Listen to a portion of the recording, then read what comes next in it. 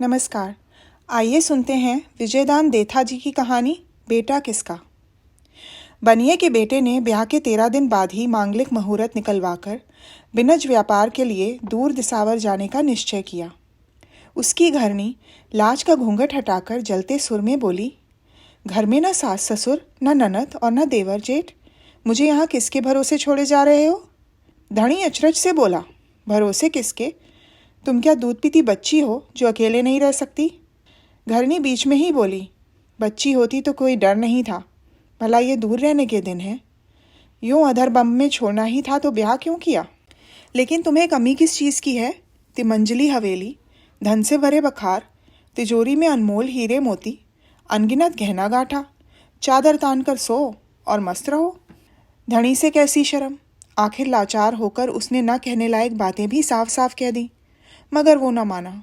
बनिया बिनज से मुंह मोड़ ले तो 7 पीढ़ियों की नाक कटती है। तिजोरी में कैद कंचन के आगे बेचारी काया के कंचन की क्या बिसात। घरनी ने रोग मांदगी की बात की तो उसने कहा कि हवेली के पीछे उसके बाल सखा सुनार का घर है। पुख्ता भुलावन दे दी कि वो सेठानी का कहा न टाले। बखत बेबखत कैसा भी काम हो वो कर देगा। ऐसे सच्चे मित्र बिरले ही मिलते हैं। सेठानी ने ज़्यादा हट किया तो उसने फिर उसके रूबरू 2-3 बार जोर देकर सुनार को घरवाली की पूरी भुलावन दे दी। धनी की विदा होते ही सेठानी का रोम रोम कालिंदर के उन्मान फुफकारने लगा। कैसे चैन पड़े। आटा सानते हुए उस पर राम जाने क्या सनक सवार हुई जो उबलती दाल की देगची बेवड़ी में उलट दी। चूल्हे में पानी डालते ही हिवड़े के अंगार दहक उठे। मेड़ी का किवाड़ खोलकर पलंग पर करवटें बदलने लगी। नशे में बौराई हुई सी सुनार की छत पर उतरी। निसंकोच मेड़ी का किवाड़ खटखटाया। सुनार अचकचाकर नींद से उठा। कौन है? आवाज़ सुन पड़ी। आधी रात को कौन हो सकता है? उसने सुनते ही बोली पहचान ली। माथा ठनका। अटकते अटकते बड़ी मुश्किल से कहा, रात को किवाड़ नहीं खोलूंगा, ये तो मित्र के साथ घात होगा। ये किवाड़ सूरज की बाट नहीं जोते। फिर आपने अपने मित्र से कॉल किया था कि आप कभी मेरा कहा नहीं टालेंगे। उसके उपरांत रात के अंधेरे ने अपने तारे जड़ों हाथों से आप ही आगल खोली। मेड़ी में आप ही घी के दिए जल गए। हल्का अंधेरा, हल्का उजाला। पलंग के चारों पांवों पर मानो 4 चांद इमरत बरसा रहे हों। पहली ही रात पलंग की मंशा पूरी होने पर सेठानी की आशा ठहरी। 9वें महीने उसकी कोख से मानो चांद ही जन्मा हो। दूज के चांद की तरह वो कोख का चांद भी बढ़ने लगा। घुटनों के बल चलते चलते पांवों पर चलने लगा, खेलने लगा, बोलने लगा, दौड़ने लगा। 4 बरस की जुदाई के दौरान सेठ ने दिसावर में खूब माया बटोरी और इधर सेठानी भी पलंग की माया बटोरने में पीछे न रही। जिस तरह अचीता गया था वैसे ही एक दिन सेठ ने अचीते ही हवेली के आगे ऊंट झुकाया। सूरज आकाश के बीच चमक रहा था। सेठानी तीसरे तल्ले पर चांद का इमरत पी रही थी। एकाएक ऊंट का अड़ाना सुनाई पड़ा, जैसे तोप दगी हो। सेठानी का बेटा चौक में खेल रहा था। किसी अपरिचित आदमी को हवेली का किवाड़ खटखटाते देखा तो दौड़कर पास आया। किसे पूछ रहे हैं, क्या काम है? सेठ ने उससे उल्टा सवाल किया, तू कौन है? छोरा अचरज से बोला, ये मेरी हवेली है, लेकिन आप किसे पूछ रहे हैं ये तो बताया नहीं।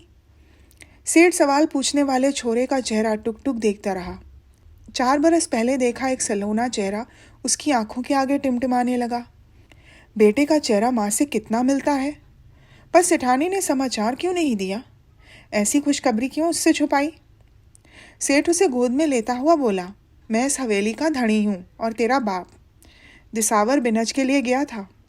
ये कहकर उसे लाड़ करने लगा, मगर बेटा रो पड़ा और उसकी गोद से उतरकर भाग गया।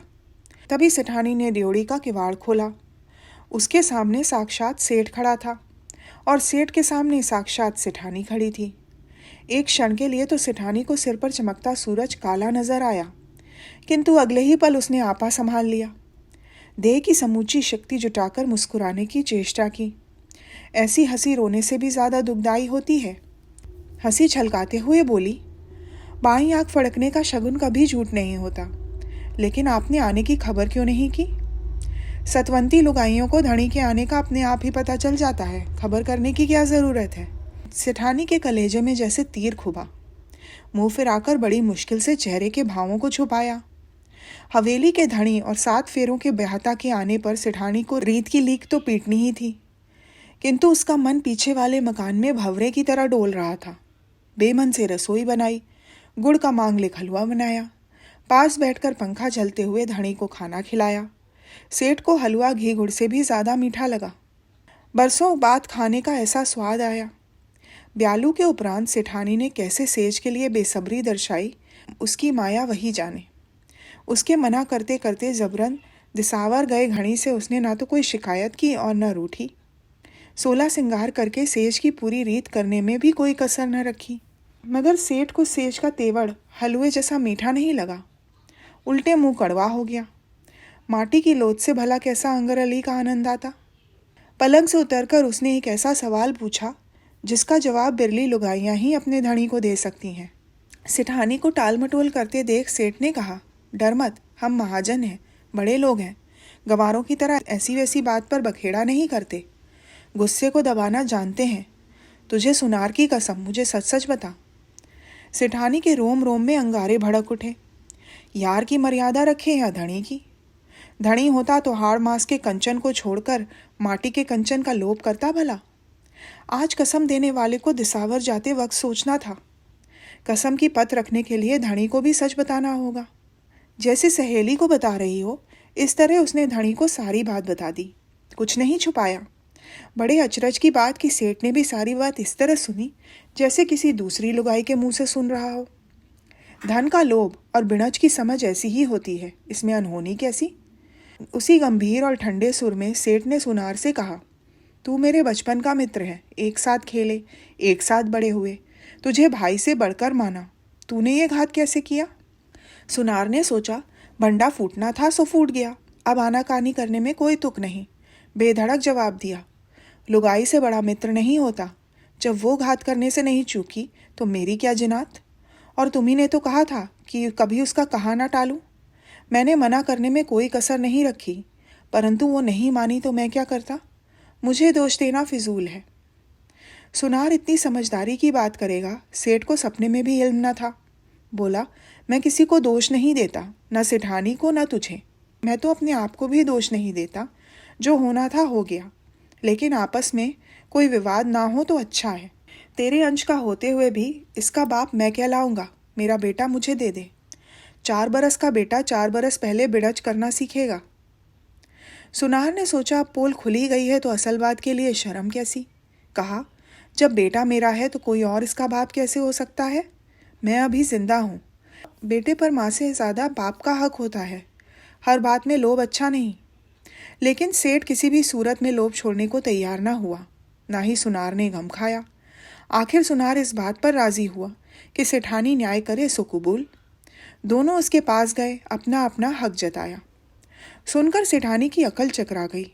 दुनिया थरपने से लेकर आज तक किसी लुगाई को ऐसा न्याय नहीं निपटाना पड़ा होगा। भट्टी में कितने ही पुराने लोहे का जंग भस्म हो जाता है, उसी तरह ये न्याय कबूल करके सेठानी के तमाम संस्कार जलकर भस्म हो गए।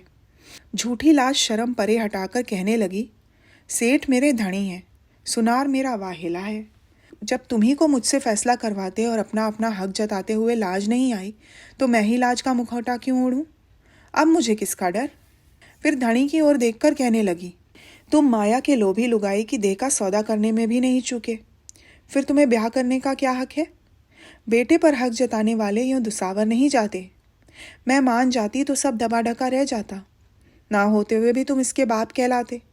लेकिन जब कुछ भी छुपा नहीं रहा तो मैं तुम्हें अपना धणी क्यों मानूं? मैं तुम्हें अपना धणी ही नहीं मानती तो बेटे का बाप कहलाने का तो सवाल ही नहीं उठता।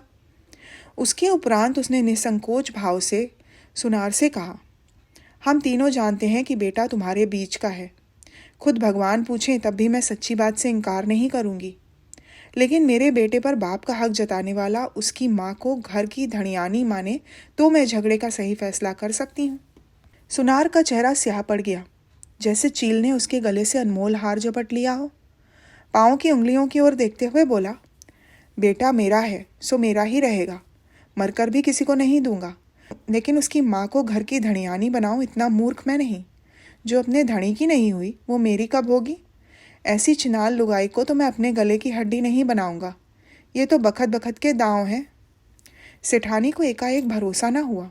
कोई आदमी का जाया ऐसा भी बोल उगल सकता है? भरोसा करे जैसी बात ही नहीं थी, मगर भरोसा करने के अलावा चारा ही क्या था? ऐसे भरोसे से बड़ा दुनिया में कोई दुख नहीं। वो झगड़ा निपटाने के लिए सेठानी के पास आए थे, किंतु मामला ज़्यादा उलझ गया। सेठानी ने कहा, कोख से जना बेटा जीते जी माँ की गोद नहीं छोड़ सकता। बेटा मेरा है और मेरा ही रहेगा। बेहया लुगाई के मुंह से यह पुख्ता बोल सुनकर दोनों की मर्दानगी को ठेस लगी। इसका फैसला नहीं होगा तब तक चैन से नहीं बैठेंगे। देश के धनी राजा के सिवा इसका न्याय कौन कर सकता है? तीनों ने दरबार में फरियाद की। राजा न्याय के सिंहासन पर बैठा था। दीवान ने कहा, क्या बात है, सच सच बताओ। महाराज दूध का दूध और पानी का पानी कर देंगे। इस राज के न्याय से तो देवता भी डाह करते हैं। सेठ ने कहा, अन्नदाता, आपको मुद्दे की बात बताता हूँ। कुठौर पीड़ और ससुर जी वैद। क्या फरियाद करूँ? मेरे आंगन में उगी बेल बढ़ते बढ़ते इतनी बड़ी कि उसका ताता पड़ोसी सुनार के घर चला गया। संजोग से सुनार के घर वाले ताते में फल लगा। वो फल तोड़कर खा गया। इसके लिए मैं कोई उजर नहीं करता, किंतु फल का बीज तो मुझे मिलना चाहिए। बीज का हकदार तो मैं हूँ। अन्नदाता, इसमें कुछ गलत हो तो कहें, जुर्माना भरने को तैयार हूँ। सेठ ने सीधे न कहकर इशारे में बात समझाई तो सेठानी भी उसी लहजे में बोली। गुनगुना दूध जावनी में डाला तो ध्यान आया कि घर में तो जावन ही नहीं है। जावन के लिए मैं सुनार के घर गई। जावन लाकर दूध जमाया। मैं नहीं डालूं तब तक उसका हक तो छाछ में भी नहीं, लेकिन वो दही और माखन में हक जताता है। ये कहाँ का न्याय? सुनार ने कहा, अन्नदाता, मेरे पास एक अनमोल मोती था, पर संजोग से मेरे पास रखने लायक डिबिया नहीं थी।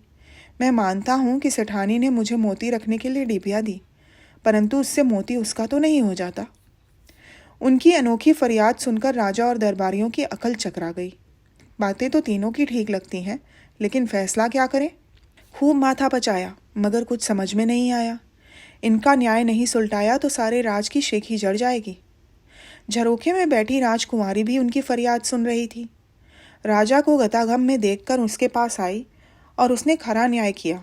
बोली, तुम तीनों ने इशारे इशारे में अपनी फरियाद की और मैं सारी बात का मर्म समझ गई। मर्द इसका फैसला नहीं कर सकते। सच्ची बात न फल की है, न मोती की और न जावन की। फिर उन उपमाओं के इर्द गिर्द माथा लड़ाने में कोई सार नहीं। वास्तव में कभी बेल के तात और मोती का मामला फंसे तो फिर आना। मैं सेठ को बीज की ठौर पूरा फल दिला दूंगी और सुनार को उसका मोती। डिबिया के बदले मोती कभी नहीं मिल सकता, परंतु झगड़े के बेटे पर फकत सेठानी का हक है। इसमें किसी ने ची चपड़की तो खाल में लूण भरवा दूंगी। तुम दोनों के लक्षण पहचान लिए, कुशल इसी में है कि माँ को उसका बेटा समला दो।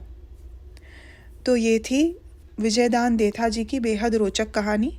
आशा है आपको अच्छी लगी होगी। सुनने के लिए धन्यवाद।